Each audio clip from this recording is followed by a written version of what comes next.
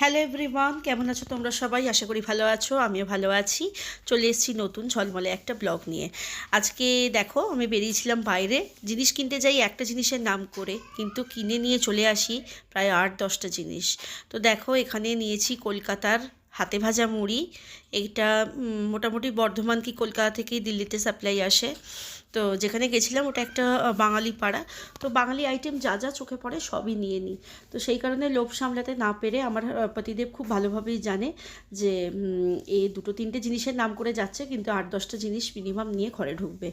তো সেই হিসেবেই মানে যখনই বলি তুমি বাঙালি পাড়ায় চলো, ও যেতে কোনো সময়ই চায় না, কিন্তু বাধ্য হয়ে যেতে হয়। তো অগত্যা কী করবে বলো, বইয়ের কথা তো শুনতেই হবে শপিংয়ের ব্যাপারে, না হলে তো কপালে দুঃখ আছে। এবার কপালে দুঃখ আছে তোমাদেরও। তাড়াতাড়ি বলছি আমার চ্যানেলটা সাবস্ক্রাইব করে দাও, কিন্তু তোমরা করছো না। এবার কিন্তু একদিন এক ভিডিওতে যখন ভয়েস ওভার দেবো আমি কেঁদেই ফেলবো। Just joking. তো দেখো, নতুন একটা ঝলমলে ভিডিওতে শুধু জলই দেখিয়ে যাচ্ছি, জলই দেখিয়ে যাচ্ছি। কেন বলো তো? জলের যে মেন লাইনের যে পাইপটা ফেটে গেছে। তো আমাদের বুধবার থেকে জল আসছে না, অগত্যা 3 দিন এখন জল আসবে না। তো সেই কারণে দেখো, একদিকে শিবায়ের দুধ গরম করে দিচ্ছি, একদিকে যা জলের স্টক ছিল অলমোস্ট শেষ হয়ে গেছে। তো এই জলগুলো কিনে আনা হয়ে গেছে, আবার ঢেলেও রাখা হয়েছে।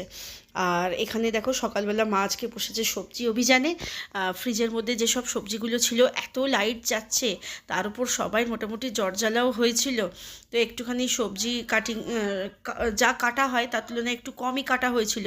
তো সেই কারণে সবজিগুলো অলমোস্ট সব কিছুই মা কেটে রেখে দিচ্ছে, যাতে পরের পর বের করা হয় আর রান্নাটাও চটপট করে করে নেওয়া যায়।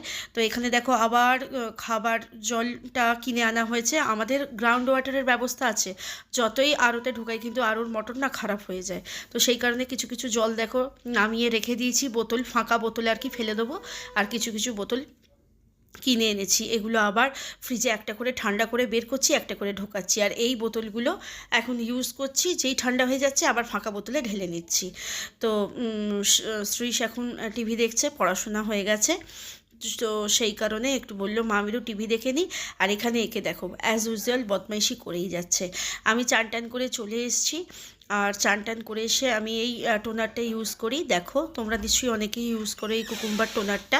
এটা মুখটা ভীষণ ঠান্ডা রাখে আর ভালো লাগে আর কি। আমি তো অন্য কিছু জিনিস খুব একটা ইউজ করি না, সেই জন্য এই সমস্ত যে জিনিসগুলো আমার ভালো লাগে, যেটা আমার স্কিনেতে স্যুট হয়ে যায়, সেগুলোই আমি ইউজ করি। পাশ থেকে শ্রীশ বলছে মা আমি কি মাখতে পারি? আমি বললাম একদমই না। ওকে আর কি বললাম, আমি 18 বছর বয়স হলে তুই মাখতে পারিস। আর এখানে দেখো, ও একটুখানি তার নিয়ে মানে ব্যবস্থা করছে ঠিকঠাক করবার। অ্যাকচুয়ালি ওর বাবার যখন ল্যাপটপ অন করে এই ওয়্যারটা দরকার পড়ে।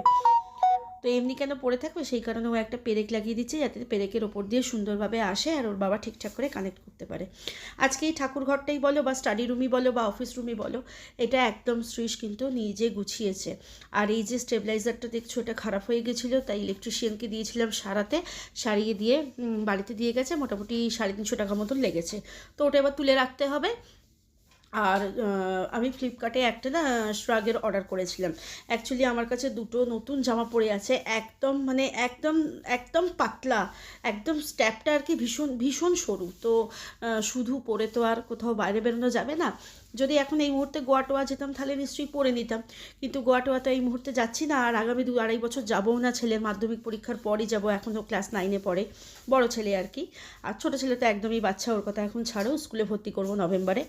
তো দেখো মাটিতে বসে বসে দেখো, বড়রা যেরকম করে ফোন দেখে, হাতে একটা ফোন পেয়েছে, সেই জন্য স্টাইল করে মাটিতে শুয়ে শুয়েই দেখছে। তো স্ট্রাকটা আমি তোমাদের সঙ্গে শেয়ার করে নিলাম। দাম দেখিয়েছে 1500 টাকা, কিন্তু অত টাকা দাম নেয়নি, নিয়েছে 450 টাকা। অফারে চলছে। আর এখানে একটুখানি পটল ভাজা হয়ে গেছে, আম কেটে নেওয়া হবে। আর এখানে একটা তরকারি করেছে মা আলু মটরের। আর সকালবেলা যে কাজের দিদি আসে, ওকে বিকেলে আসতে বারণ করছি রুটি বানাতে, জল নেই বলে। সেই কারণে সকালে মানে রুটি বানিয়ে দিয়ে চলে গেছে। আর এখানে মাছটা ধুয়ে ভালো করে রেখে দিয়েছি। এটা হলো সন্ধেবেলার ভিডিও। তো মাছ টাছ রান্না হয়ে গেছে। আজকে রাত্রিরের মেনু হচ্ছে fried rice, chamcham, cold drink তো আছে, আর চিংড়ি মাছের কালিয়া। চিকেন খেতে একদম এখন ইচ্ছে করছে না, সেই কারণে পতিদেবকে যেই বলেছি আমি খাবো না, তোমাদের বানিয়ে দেবো, তো তখন বলছে আমি আনবো না। তো যদি খাওয়ার ইচ্ছে হয় বাড়ি থেকে এনে আমরা দুজনে বাইরে থেকে এনে খেয়ে নেবো। তো সেই কারণে আমি বললাম তাহলে চিংড়ি মাছ আনো। সবাই মিলে করব। আর শিবায় দুষ্টুমিতে অ্যাজ ইউজুয়াল রাত্রিরেও চলছে। দেখো সোফার কভার টভার সব সরিয়ে দিয়েছে, আর এখানে ঠিক কচি মাংকিগুলোর মতন জাম্প মারছে। তো দেখো ভিডিওটা এখানেই আর কি শেষ করছি। যদি ভালো লেগে থাকে প্লিজ লাইক করো, শেয়ার করো, সাবস্ক্রাইব করো, আমার পাশে থেকো। টাটা, গুড নাইট, আজ এই অবধি। আবার দেখা হবে নেক্সট একটা ভিডিওতে।